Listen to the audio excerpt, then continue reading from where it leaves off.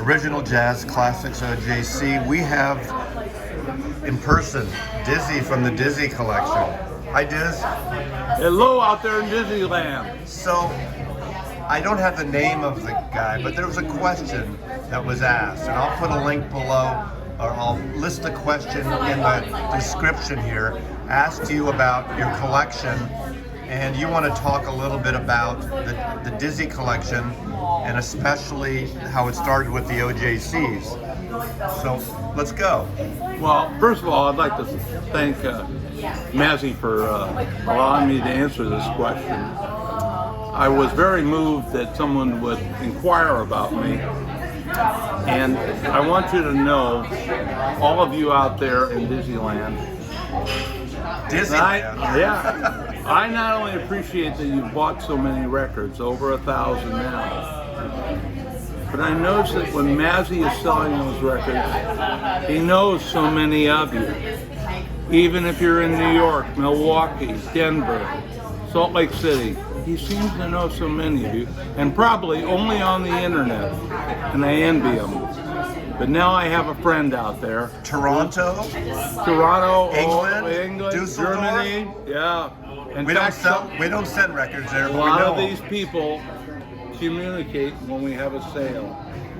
But anyway, thank you. I appreciate this question. The question was thinking that probably I had found a lot of these records at garage sales, flea markets, and estate sales, and things like that. And I want you to know, I did a lot of that.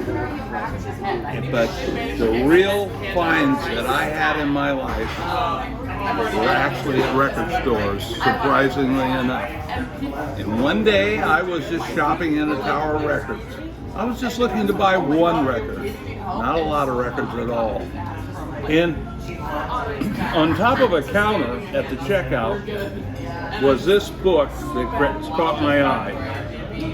And this is a closeout of the Fantasy collection of jazz, OJCs. Fantasy had sold the company and wanted to literally get rid of all their inventory. Well, they had bought Milestone and several labels. Contemporary, debut. Yeah, and they did the budget. It was a budget label at the time. Yeah, Savoy only had a... And we apologize, it's a little loud out here, but... well, we're at our favorite cafe, Luna Cafe, West Seattle. You can't do any better with the rock and roll atmosphere and great people here. So anyway, this catalog has a bio on all the different... Eric Dolphy. Oh my God. Miles Davis. Do I need to say more? Great photographers took these pictures. The bios are terrific.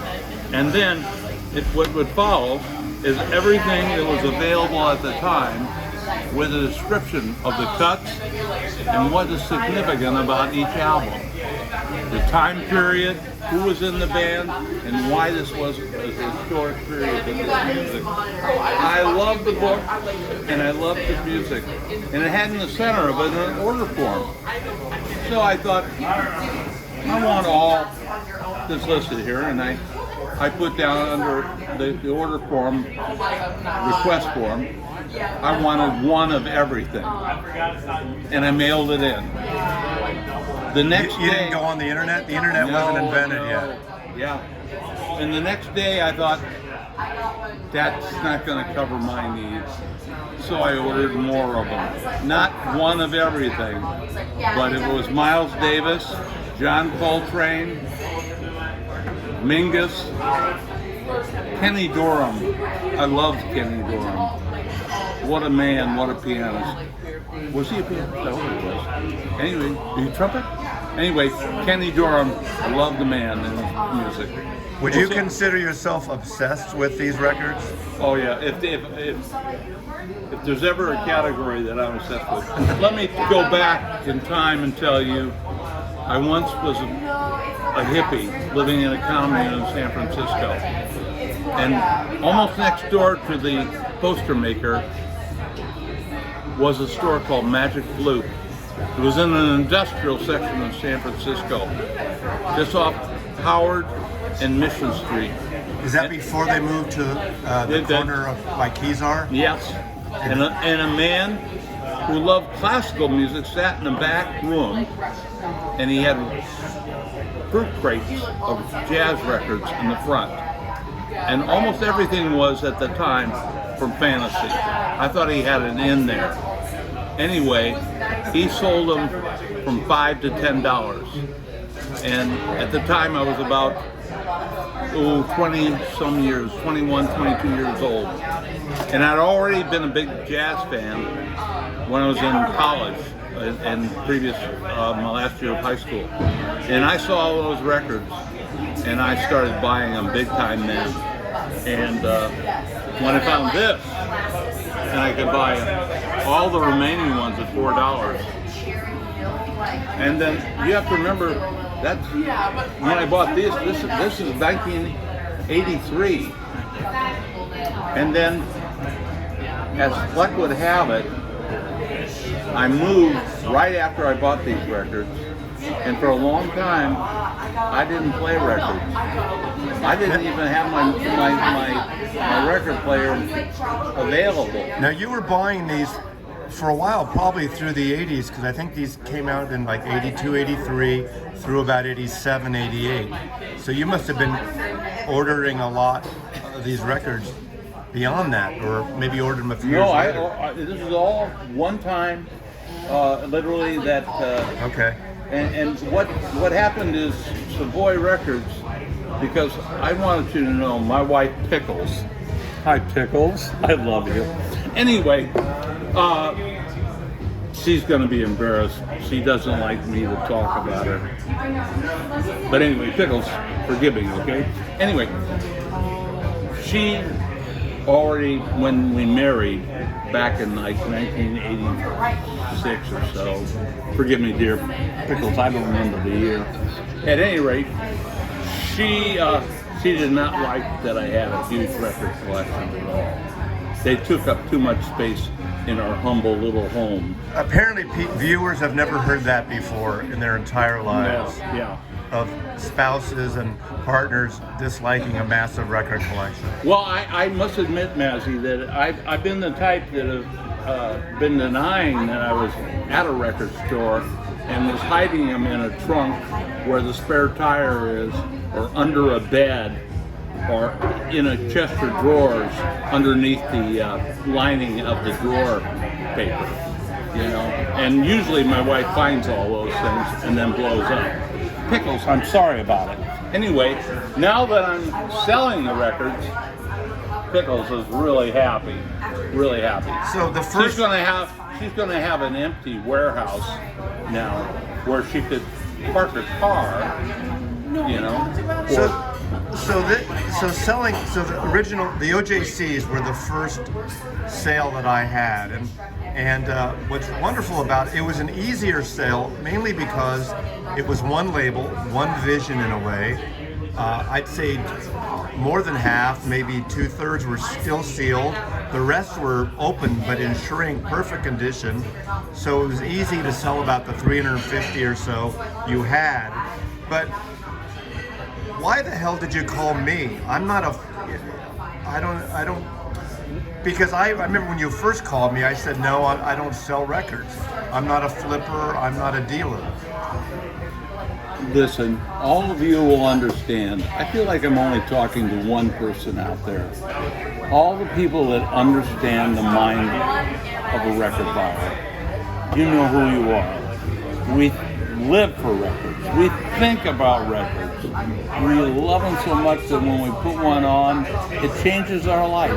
And we feel better inside. All of a sudden our problems go away.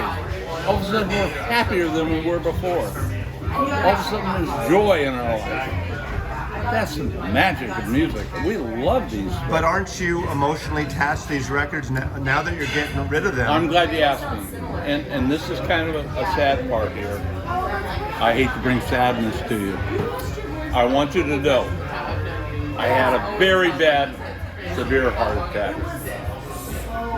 And It's hard to believe that in the middle of a terrible heart attack, when you have pain that you've never felt in your life, and you think you're going to die, it came to me, who's going to take care of my records? What's going to happen to them? Are they going to call 1-800-JUNK and have a truck come and pick these up? Because my wife does not think they're anything other than worthless records. Pickles, I'm sorry, they are worth some money. And now she's very happy. Mazzy has changed her life. Mazzy actually comes down and hands her checks. And balances. Yeah, and she's very happy about that. Well, I'm glad it's working out for you. I'm glad. I do appreciate the people who've been watching our channel and watching the auctions and buying. There's been some local people. We've had a few pop-ups. There's going to be, up in the Washington area.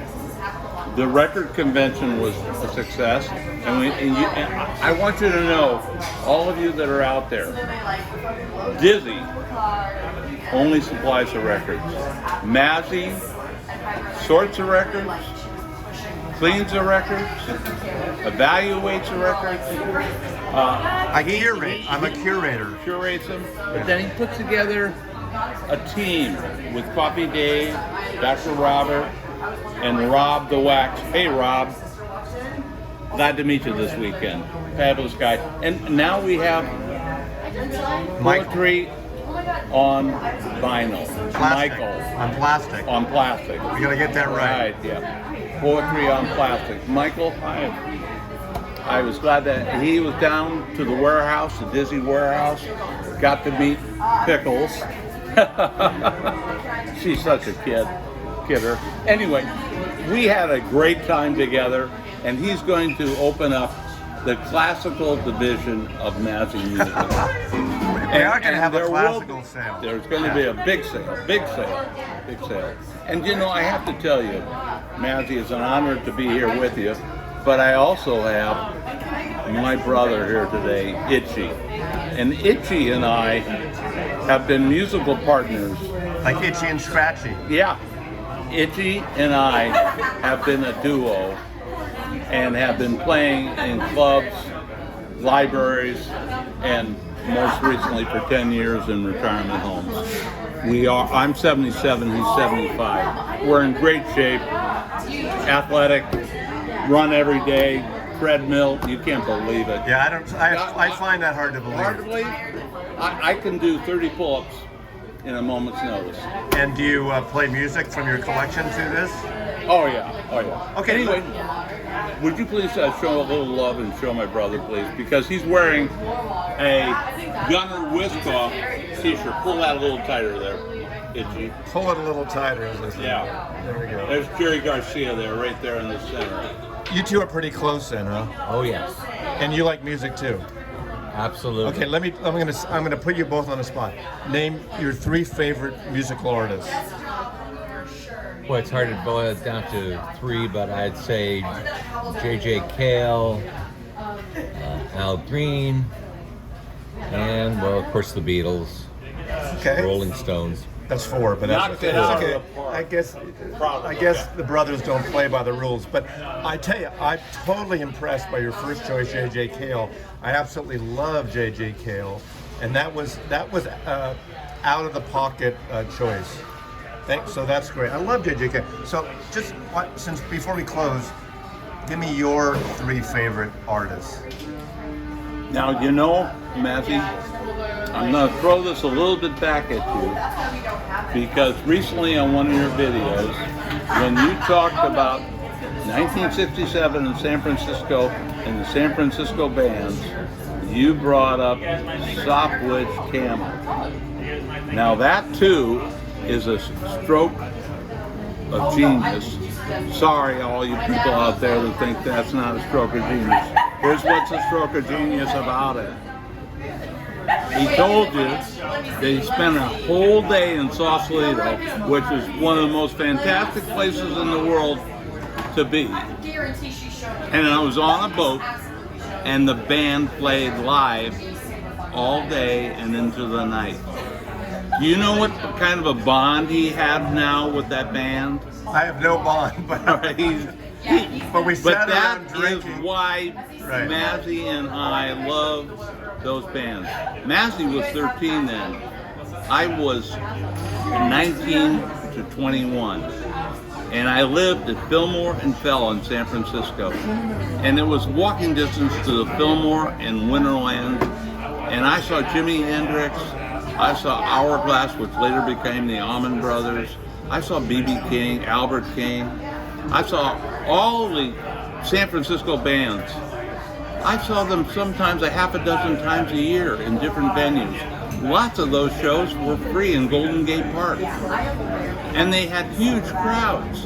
And it was a party from beginning to end. And you could be in another part of the park and still hear the concert. It was unbelievable. It was one of the most incredible times in my life, what I'll never forget. So when we say our favorite groups and they always come back to 1967, it's because we were so bonded. I remember sitting next to Janis Joplin at a concert at the Straight Theater on 8th Street. And she was dressed in what I thought was rags. She so dressed down I couldn't believe it. But she was just like laughing and having a great time. But that's the bands mingled with the audience. It wasn't like a band showed up in a bus, played a show, and then left. They were part of the community. You know, I think what's really great, you and I have developed a friendship and a bond because of our San Francisco connections, and we have similar experiences, albeit 9 years apart. You were older, but we experienced these same bands at a magical time, at a magical place then. At the end, I want to ask you, out of all the San Francisco bands, though, is there one that if you had to choose, I know, it's funny, when you talk about people who are from the LA scene or the England scene, a lot of the LA bands thought, as much as they liked the San Francisco bands, they thought they were a bit sloppy. You hear stories like Eric Clapton and the British bands thinking the San Francisco bands were sloppy, not tight. There is some truth to that, a little bit, but who, if you had to name one band out of the San Francisco the 60s bands, who would you choose? I'm feeling like I'm a politician right now on CNN or MSNBC because I'm answering a question with a question. But I'm going to say that my brother Itchy is the one who gives me kind of a focus on this. We had a friend, my brother Itchy was in a band in high school. And the leader of that band went on to have a record that had some fame. He went on to Nuggets Collection, the Northwest records that were famous. His name is David Crapazzi. What band was he in? Elastic Band, and the record was the Spaz, and it became controversial because... Oh, the Spaz. I know that song. And David, if you're out there, if you ever watch this, love you, man. But that's not one of the San Francisco bands, really. No, but we went to see David and his band, the Electric Band, at the Matrix. And the headliner of all groups was the Jefferson Airplane. Yeah. Now, the Matrix only had 50 seats. 50 seats The Matrix to see was co-owned Jefferson. by Marty Ballin. Yes. So On Fillmore right at Union, below Union. yeah, in the Marina District. Yeah. And Cow Hollow. yeah. So again, I go back that I'm only feet away from the band, and they don't amp it up, they don't play extraordinary loud or anything else. It almost felt like a folk concert, which is what Itchy and I are. We are folk music performers. Well, that's what I love. In fact, they don't go for a lot, and I'm hoping this, like in the auctions to come, to sell more. Last time I pulled like Eric Anderson, and I think I pulled the Dave Van Ronk album that Kimbo bought. He had to bring it back because unfortunately it was damaged. trash. But you obviously the Bob Dylan stuff and that period, the whole Greenwich Village scene and the folk scene, Dave Van Ronk.